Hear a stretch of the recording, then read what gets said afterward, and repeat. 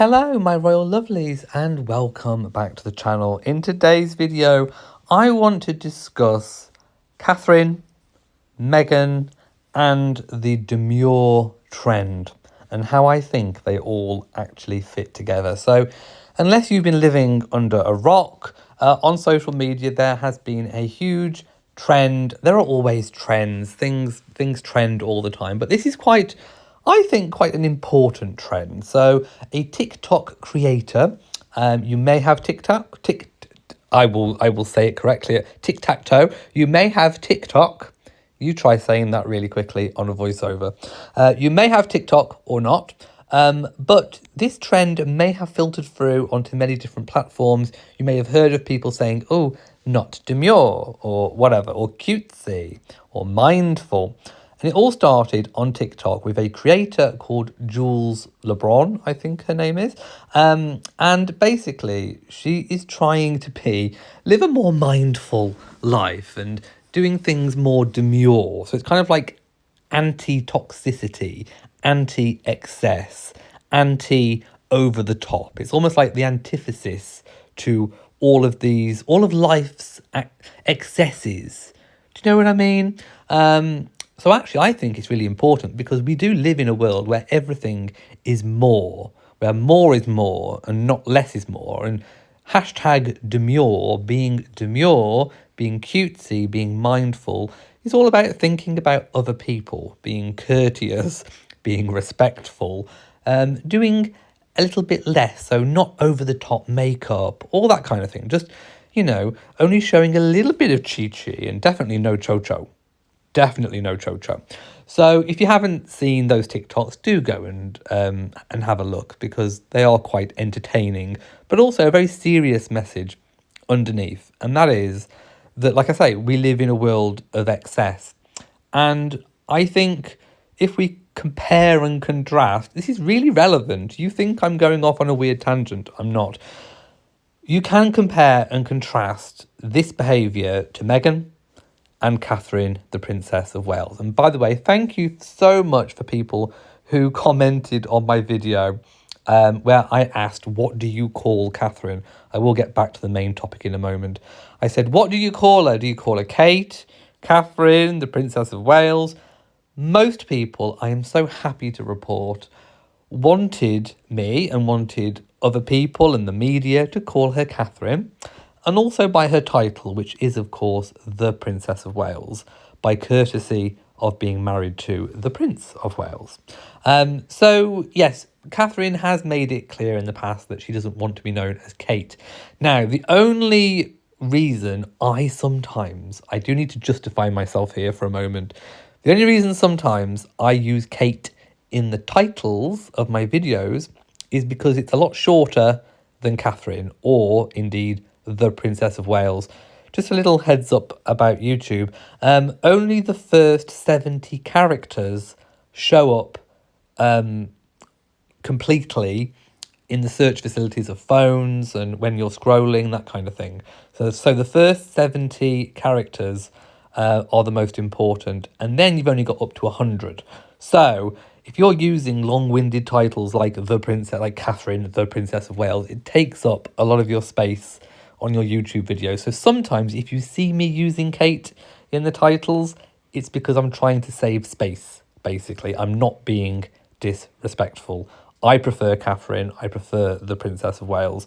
That's the only time I will really do it. I don't particularly refer to her as Kate unless I'm reading an article or referring to something where they have referenced her as Kate. So let's just clear that up. So I'm so glad that people wanted me to call her Catherine and that you call her Catherine as well, because that is her name and the Princess of Wales is indeed her title. So I was quite happy about that. So I think Catherine's sort of slower, steady return to public life, but also not just in the moment now, but when she first started off in the royal family. I remember I've actually got a book that followed her first year. I think it was called A Year in the Life of a Duchess or something. So when she was first the Duchess of Cambridge, There was, a lot of fuss in the media made about her, a lot of superficial stories written about what she was wearing and blah, blah, blah.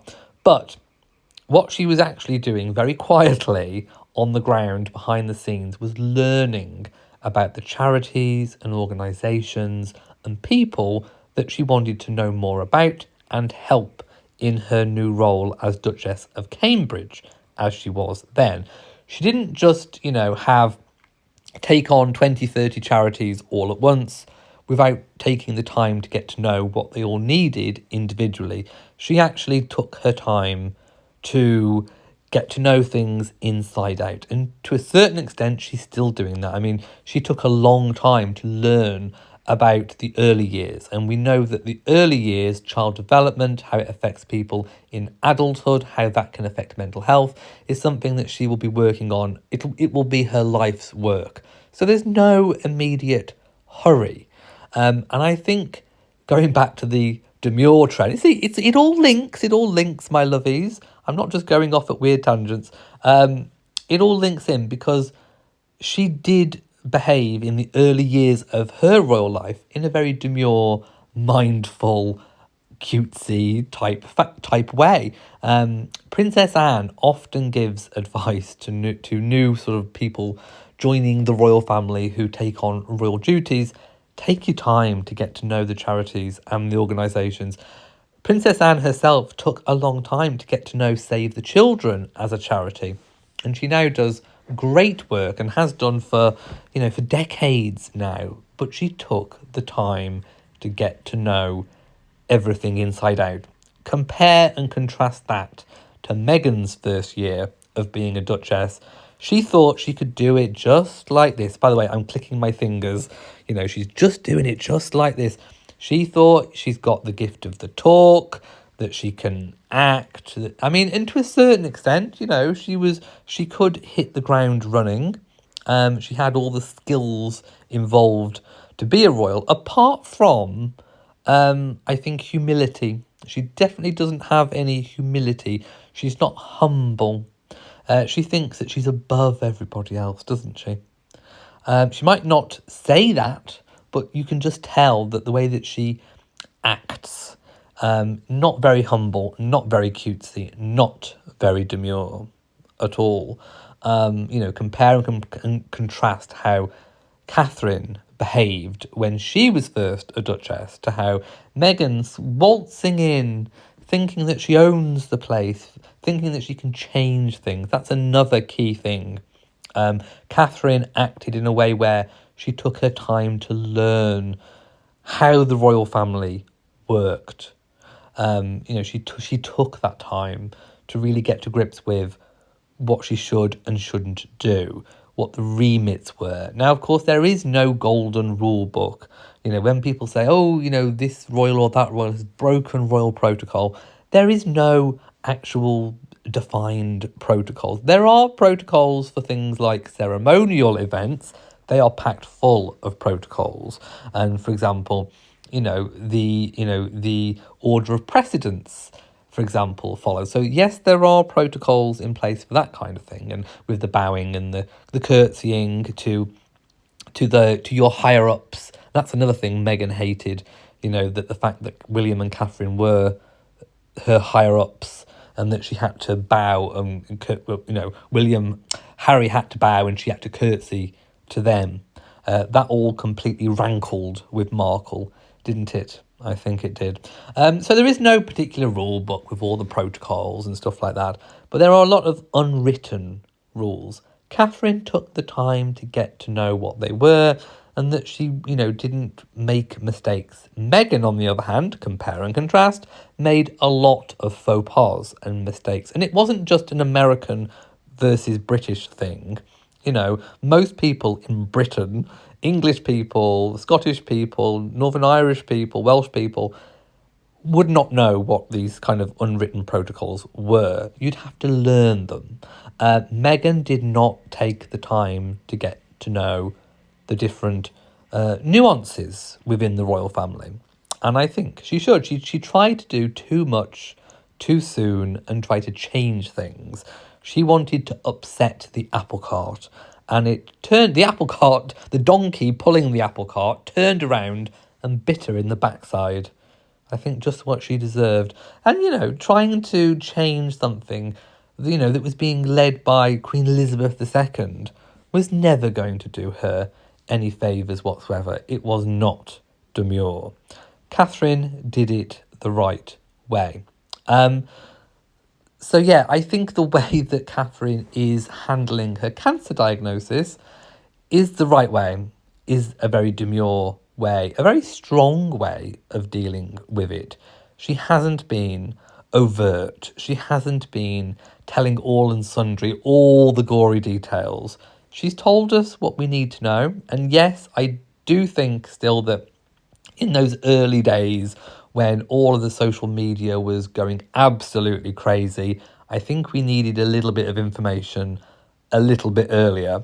But I don't think we needed more information than what we eventually got. I think the video message was handled in a very demure and courteous way. I think it explained everything, and that kind of came at the right moment. But round about that time with the photoshopped, altered photo, the Mother's Day photo, that was a time when we could have needed something to kind of quell the media and the social media attention, because that's not going away. Let's face it, people are going to talk. And now that we've got social media, everyone is so well connected. Gossip can run rife. Gossip used to be where it would just affect local people in shops or shopping centres having a little gossip, and, news would spread locally. Now things spread globally. And like never before, things can spread globally in an instant, just by one tweet. I think they're still called tweets. What are they called? What are the Twitters doing? I don't know. But things are, you know what I mean? Things are instant. Things are global. Things have changed. And I think the palace hopefully has learned a little bit about how to respond to these social media, I suppose, growing, what was it? Frenzy. It was like a social media frenzy. That's the word I'm looking for. With the message of sort of, leave Kate alone. And the Sussex squad were whipping things up as well and trying to stir up lots of trouble. And then when obviously we found out what it was that was wrong, I think it did calm things down a lot. So information is power, and information used in the right way, in the most demure, mindful way, is a good way to go about it. And I think the palace has probably learned a lot from that episode. Privacy is one thing, but when social media is going into an absolute frenzy and utter disgraceful lies are being put out there, mostly being whipped up by Harry and Meghan supporters, then something needs doing. And I think, I hope that the palace has learnt a little bit more about that. So I think Catherine and the palace is handling things in the correct way. I think that Catherine's diagnosis and the King's diagnosis has not reunited, it's united them stronger. They have a bond, a shared experience at the same time. And I think that has made their relationship a lot stronger. I think King Charles actually is very close to William and Catherine, and would have been very close to Harry, and dare I say it, Meghan, had they remained in the royal fold, especially now that, King Charles is now King Charles, even more so than when he was Prince of Wales, because now he is the head of the firm. So it's in his interests that everyone, gets on, is united, is working for the same common cause and the same common goal, and that is for, service and duty, the public, but also the institution of monarchy itself. So King Charles now has a very vested interest in that. And I think the way that Catherine is handling things, and William as well, I think the king most definitely will approve of. And I think until Catherine has sailed through those very choppy waters of her diagnosis and her treatment and recovery, I don't think we're going to be getting a lot. I think she will be behaving in a demure way. Contrast that to Markle, and everything is big and brash and loud and has to be put out there to People magazine and favoured, Harry and Meghan supporters in the media and all the rest of it. And you see a very stark difference. On the one hand, you see class and sophistication. Yes, I'm talking Catherine. And on the other hand, you see cheap and, tatty and common, basically. There is a mixture, a clash of classes, shall we say. And I don't think it's just cultural, because America has classy people. Of course it does. Of course America does. I'll have many American people, or United States citizens, I should say, listening to me now. And of course, America has classy people. It also has unclassy people, just the same as here in the UK. We have classy people, we have not so classy people.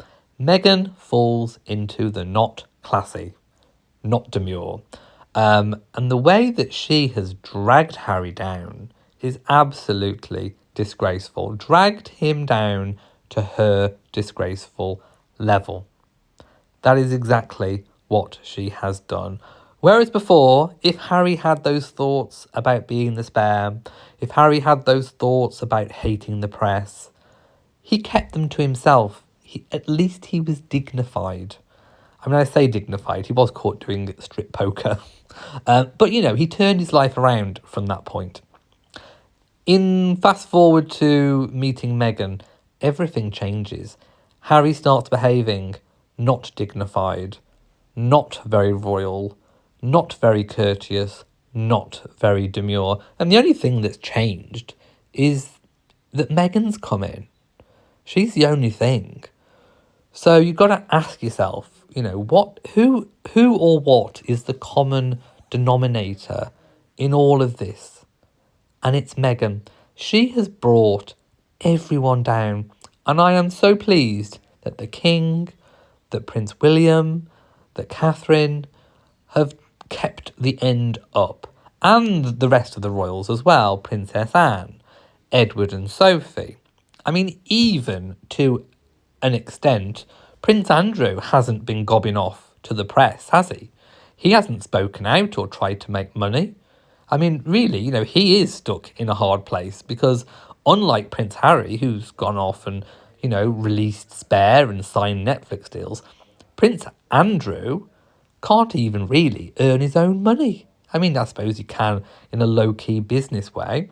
But think about it, he hasn't gone off and done a tell-all expose to Oprah, or had a Netflix, life after being a prince, sort of working title. He's actually kept himself very demure, very courteous, very loyal to the crown, even though, if reports are to be believed, the king wants to kind of almost force or flush Prince Andrew out of Royal Lodge. So there is a clash of classes. On the one hand, we have Markle's brand of class, which isn't very classy at all. And then we have the royal family, who are behaving very classy, very dignified. And I hope that this continues. And I hope that people listening to this video, people on social media, will give Catherine the time that she needs to recover and recuperate in peace. I'm hoping that we get to see her maybe for Remembrance Sunday. But if she's not feeling up, Remembrance Sunday is in November, and it's normally cold and grey skies. And if she's not feeling very well or not feeling up to it, I certainly wouldn't think that she should stand outside in the cold weather for, that length of time. But I do hope we get to see her at Christmas. I think that would be nice. I'm hoping that we see them there, all having a good time at Sandringham. Right, I'm going to go now. Please let me know what you think about, I suppose, the clash of the classes. This sort of, being dignified and being demure versus being very loud and brash and cheap. That's what I'm going to call Meghan. She's cheap. She tries to look and act expensive.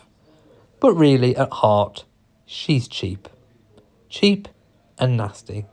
Right, thank you for listening to this video. If you have enjoyed it, then please give it a big old thumbs up. Also, please leave a comment. Let me know exactly what you think. I do read all of them. I might not get around to liking all of them or commenting or responding, but I do read all of them. So thank you. I really appreciate it. Right, I'm off, my lovies. Until next time, mwah to you all, my lovies, and goodbye.